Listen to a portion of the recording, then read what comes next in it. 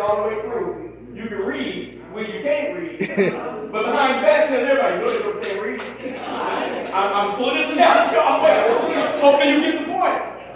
The point is, there are people that look like they celebrate you. All right. But they're killing you behind the scenes. But there are other people who are always looking to lift your name up in spaces that matter. When jobs are being issued out, they say, well, did you think about sister such and such? Did you think he can do this job?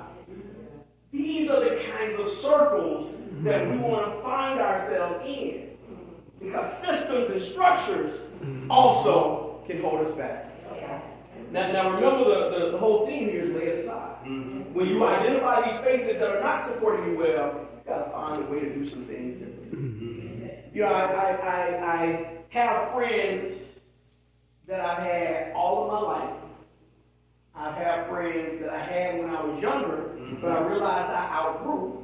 And it wasn't a negative thing. I don't move loudly. I don't tell them I'm not going to hang with you anymore or whatever. When I see them, I still love them. But I also know that I can't spend a lot of my time with them because they're not contributing to where I'm attempting to go. And some of the things that we used to do, if I am doing it, it's not going to allow me to do the amazing things that I want to do. There are structures that are in place that we gotta lay aside. Do you have any structures in your life that you need to lay aside?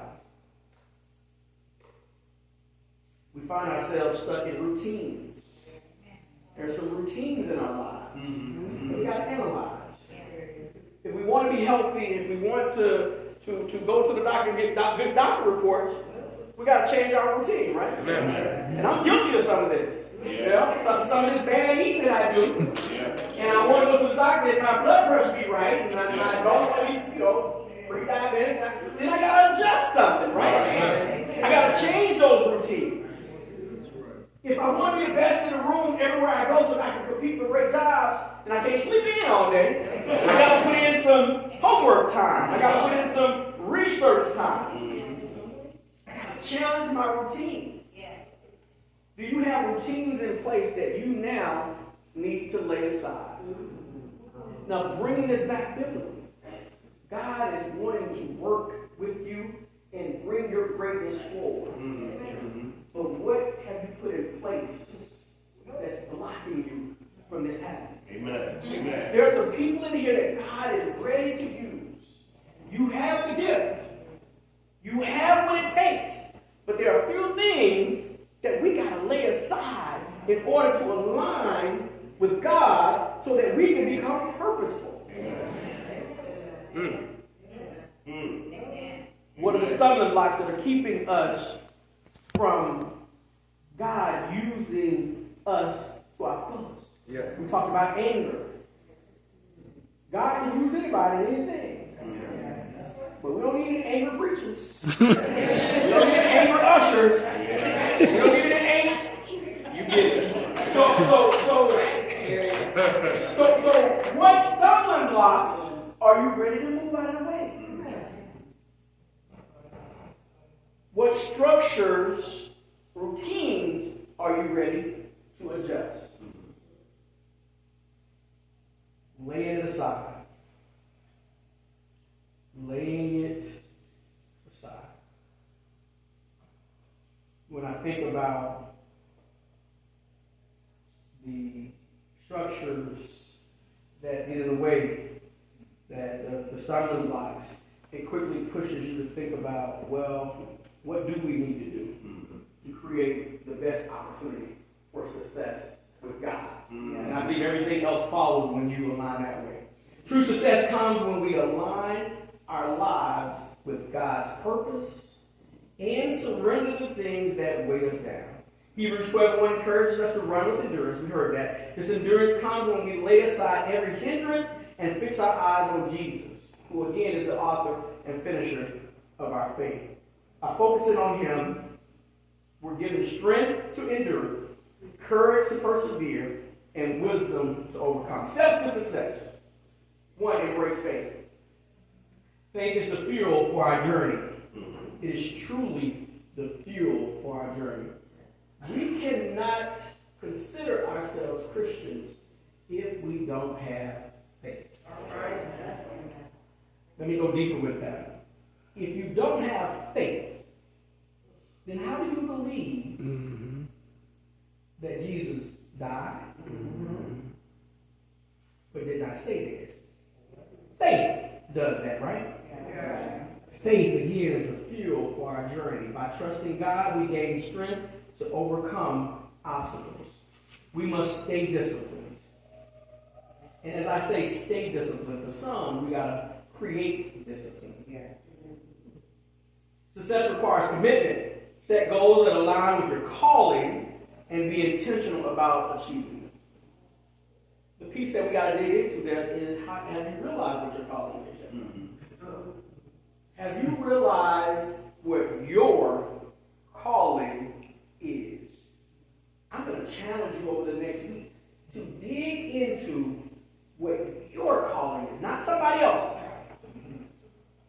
Your calling. And then become very unapologetic about your calling. Because if you're committed to it, it doesn't matter what people say about you because you've leaned into your calling. People will have you all over the place. They'll push you all down. Oh, your calling is this. No, that's not a calling. That's yours. Mine is right here. My mom called me this morning. And I'm an only child. So I talk to my mom a lot. My wife would say I talk to her a whole lot. And she called me this morning, and she didn't know I was preaching today. And so she said, and again, she didn't know I was preaching today. She said that I'm listening to the very first sermon that you preached. Just mentioned it. And the sermon, I remember it was Mountain Moving Faith. It was my very first sermon. And so she was reminiscing it, and I was like, yeah, Mom, but I'm trying to be ready for what I got to preach today. So, thank you, I love you. And then she paused me, and she threw me off guard. Because in my very first sermon, and my wife will remember this, my very first sermon, I sang a song. And I'm not a singer. I'm not a singer. And so I sang the song, and the people in the room, including my wife, knew I wasn't singing. So they grabbed it. As I threw it out, they grabbed it and went with the song. They started singing. I was like, thank you, Lord. I was like, somebody we're going to grab this song. Because now, I knew the song, and it sure sounded good in my shop. This thing would not sound good. I say that to say, she reminded me of my call. My calling is not singing. I can do it if I have to. But I'd much rather somebody that's in the room great. My calling is doing this, what I'm doing. There's nothing wrong with aligning with your calling. I can't be what you are, because you're the best you can be. But I can give you all of me. And that may not make everybody happy, but it keeps me aligned with God. And it reminds me that whatever I do, it's going to be all right. Because I'm aligned. Now, I challenge you. You got to know your call. And I'm going to just look out and I'm going to say, Pastor Kyle, look around. What do you think? We got about maybe 60 people here today? Something like that. I'm just throwing some numbers out. I don't have to be super accurate. But imagine when all of us are aligned with our calling. Meaning every individual in here doing what God has said that you ought to be doing. Right. When that thing aligns like that, can you imagine the power? Can you imagine the amazing things that we can accomplish in this city when we all do what we were called to do? That's right. Aligned.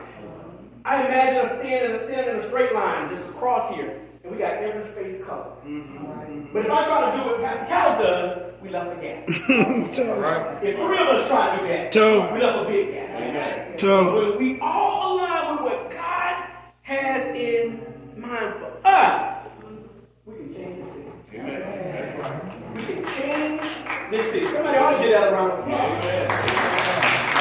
I am challenging you, no matter what your age is, no matter what level you think you're operating on, align with your call and watch us change this city. God puts us right where he wants us to be when he wants us to be there. And if we have aligned, we're able